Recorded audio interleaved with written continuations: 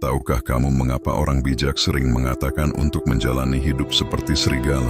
Serigala bukan hewan yang selalu mengaum mencari perhatian, tapi dia tahu kapan harus bergerak dan kapan harus diam. Dia tak perlu membuktikan diri kepada siapapun, karena kekuatannya ada dalam kesabaran dan strateginya. Serigala hidup dalam kawanan, tapi tetap mandiri. Dia tahu cara bekerja sama, tapi tak kehilangan jati diri. Dia setia kepada kelompoknya, tapi tak takut berjalan sendiri ketika diperlukan. Serigala juga tak pernah menggonggong membalas hinaan. Dia tahu bahwa energi terbaiknya bukan untuk menjawab keraguan orang lain, tapi untuk membuktikan dengan tindakan. Jadi, jalani hidup seperti serigala. Tenang, kuat, setia, dan tak mudah terpengaruh oleh omongan kosong. Karena pada akhirnya, yang menentukan arah hidupmu adalah langkahmu sendiri, bukan suara mereka.